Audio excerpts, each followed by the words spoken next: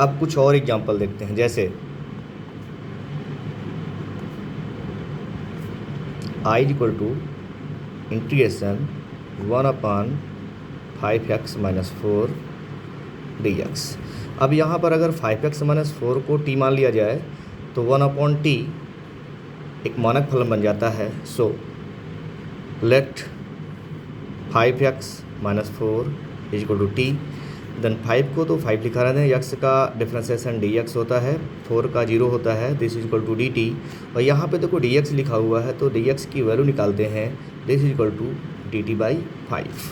अब इसकी dx की वैल्यू यहाँ पे पुट कर देते हैं, x को यहाँ से विलोपित करते हैं तो 1/5x-4 की जगह पे t ले देते हैं और dt की जगह पे लिखते हैं dt/5, this equal to 1/5 log mod t की वैल्यू पुट करते हैं 1/5 log mod of 5x-4 plus c, where c is integration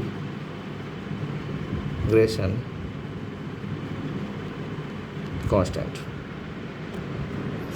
अब दूसरा लेते हैं न्यूमेरिकल, जैसे I equal to integration e to the power 2-3x dx। यहाँ 2-3x को t मान लेते हैं तो late 2-3x equal to t।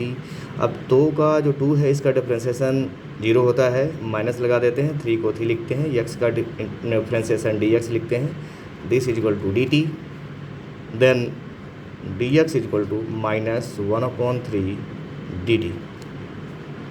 यहाँ पे पुट कर देते हैं e to the power t और dt की वैल्यू लिखते हैं -1/3 dt, दिस इक्वल टू -1/3 और e टू पावर t का integration e to power t होता है। अब t की वैल्यू पुट कर देते हैं 1/3 e to the power 2-3x plus c, where c is integration constant. अगला न्यूमेरिकल ले लेते हैं, I equal to integration -1/1 plus 2x-5 का whole square dx।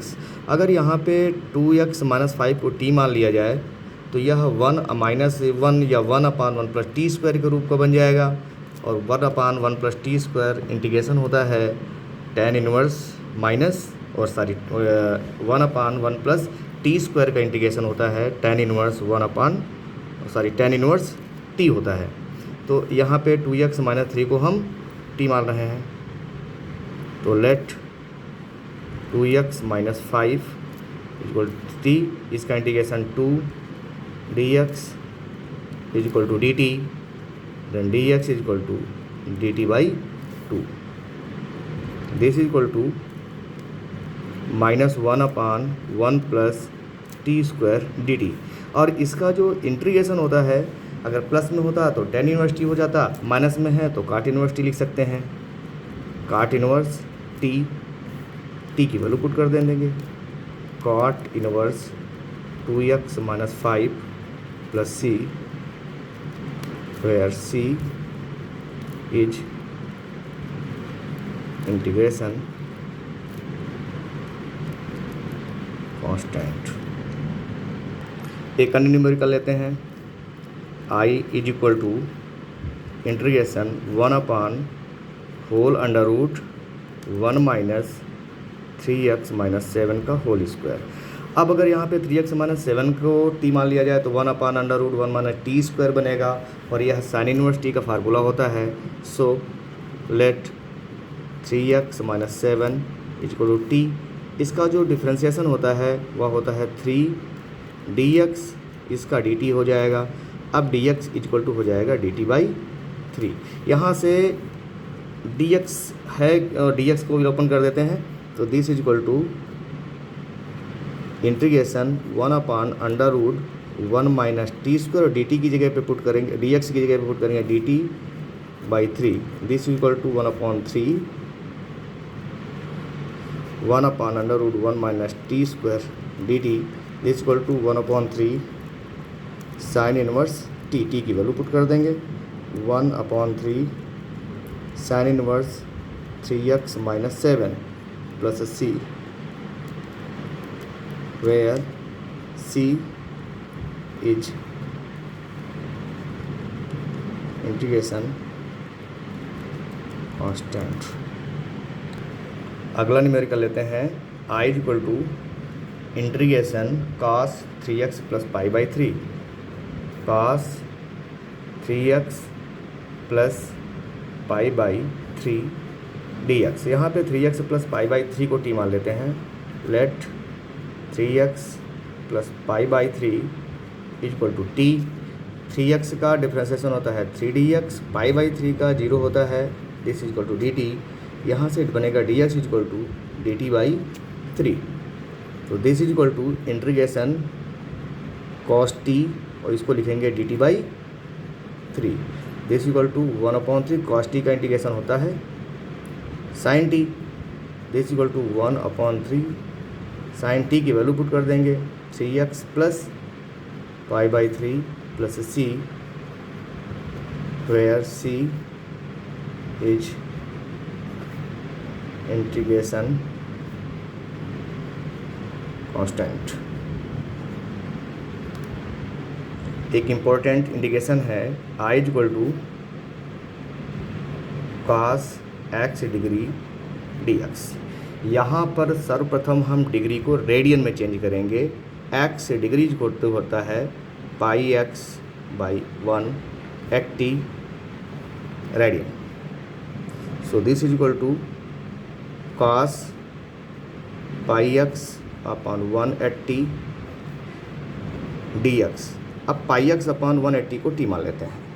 Late pi x upon 180 is equal to T, तो pi upon 180 dx is equal to D T, then dx is equal to 180 by pi D T.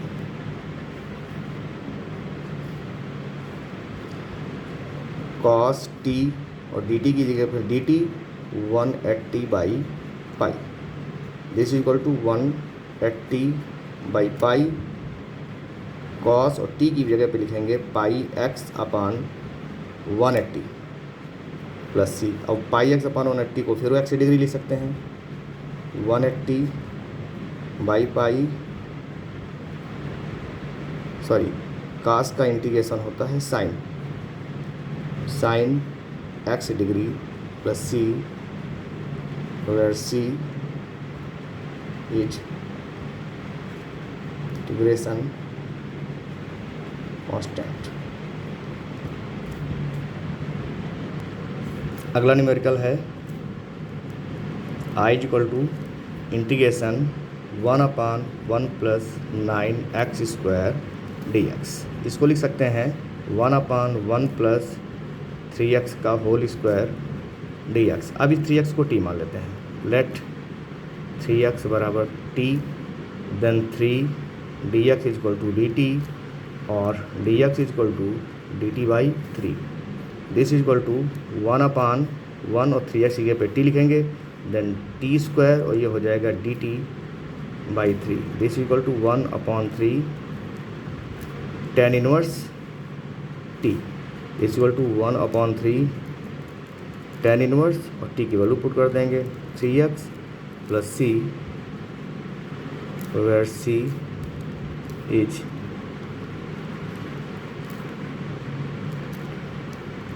Integration constant.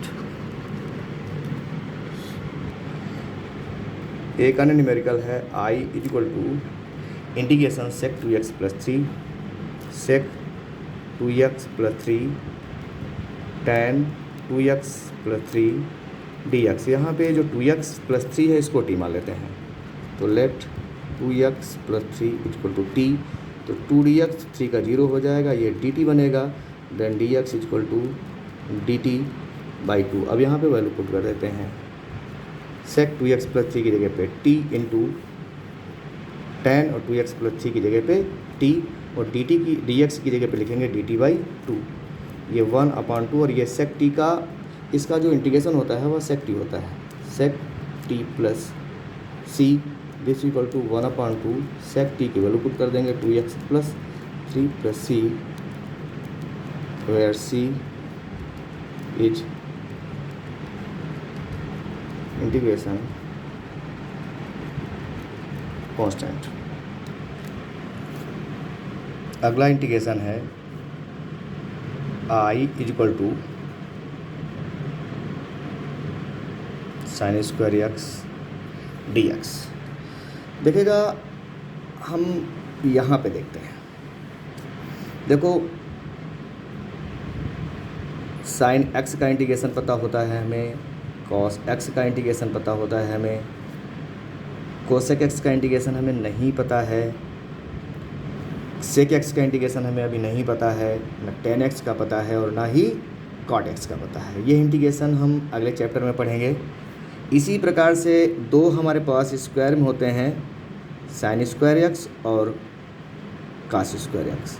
जब इन दोनों पदों का integration करना होता है तो इन्हें हम कास 2x के फार्मूले के रूप में चेंज कर लेते हैं।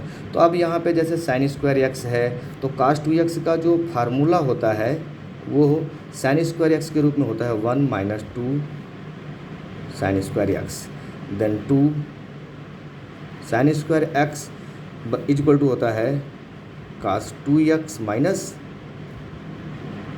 कास 1 माइनस कास 2x। इस प्रकार से sine square x equal to होता है 1 माइनस कास 2x बाई 2। अब साइन स्क्वायर एक्स की वैल्यू यहाँ पर हम पुट कर देते हैं, 1 minus cos 2x by 2 dx। अब इसे हम अलग अलग कर लेते हैं, 1/2 dx minus 1/2 cos 2x dx this is equal to 1/2 I1 minus 1/2 I2। ये है I की वैल्यू। अब यहाँ पे I1 क्या है, I2 क्या है, इसकी वैल्यू मानते हैं, where I1 is equal to dx this is equal to x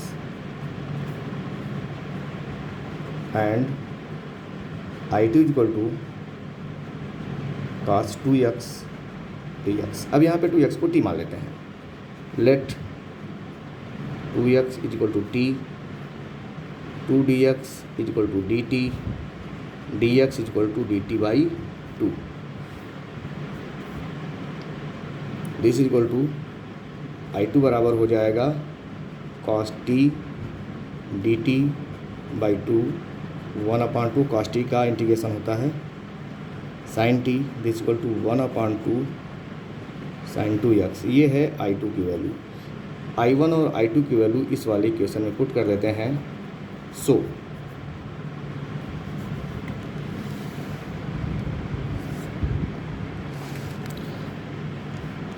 I1 और I2 की वैल्यू इस वाले इक्वेशन में पुट कर देते हैं। सो I इज इक्वल टू 1/2 और I1 की वैल्यू निकली है x, सो माइनस 1/2 I2 की वैल्यू निकली है 1/2 sin 2x this equal to 1/2x minus 1/4 sin 2x plus c, where c is integration